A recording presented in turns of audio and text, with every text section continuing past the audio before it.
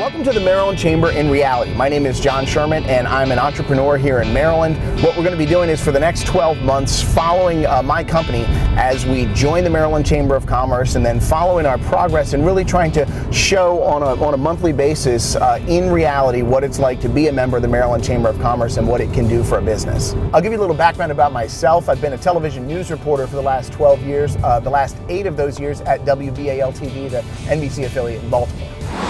We started our company, Story Farm New Media, about 2.5 years ago, and what we do is make videos for websites. Networking has really been one of the most effective ways that I've been able to build our business, and increasing our network is something that's a real priority for us. So something I've heard for a long time from people when you're out having coffee, out meeting people, is how important it is to join the Maryland Chamber of Commerce. So as soon as we got really serious about our business, that's one of the first things we did. And so there's really 2 channels of things we're going to be doing here. On the one hand, I'm looking to grow my own business and increase sales and develop new clients, new contacts, new people in my network. On the other hand, what the Chamber does is really sort of promotes business on the whole in the state and tries to attract businesses and make the state a more business-friendly place. So the more big companies that are in Maryland, the more mid-sized companies that are in Maryland, the friendlier the business community is in general, those are all potential clients that we can work with. So today I'm going to what's going to be one of my first real interactions with the Chamber. It's the joint meeting of the membership and marketing committees of the Chamber out at the McCormick headquarters in Sparks.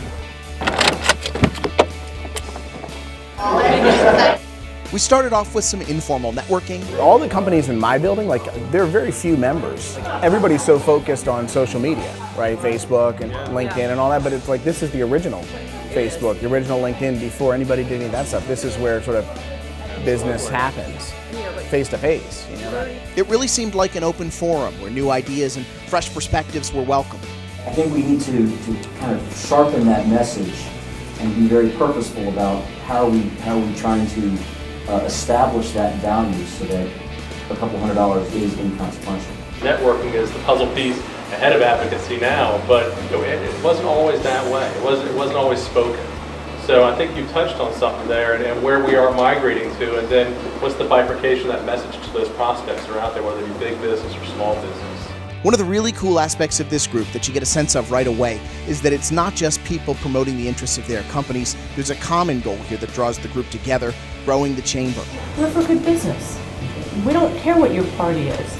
We want to see all businesses thrive, and they have to do it in a certain environment, and Annapolis controls that. I think that's an issue that we have,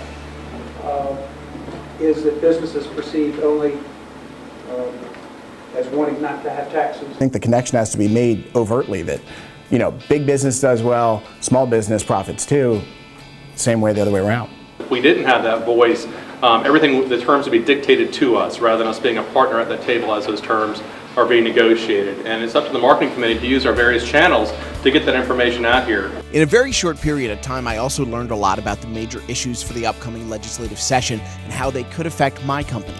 The people in this room are executives at Maryland businesses of all sizes. Many are just the kind of people I need in my network, and I wouldn't be exposed to them or them to me without the Maryland Chamber of Commerce. So that was just, a really interesting meeting filled with business people that are doing all kinds of interesting things. And I've always found that in my short 2 years in business, it's the random connections that you make that wind up, often being the most fruitful. So this is our first episode of the Maryland Chamber in Reality. We're going to be doing one a month for the next 12 months. We want you to come back to this website and see our next installments as we follow our membership in the Chamber and really see what it's going to do for our business. And wouldn't you know it, just a day after the meeting, I got an email from someone there with a friend who has a company who needs some video. We'll be talking soon.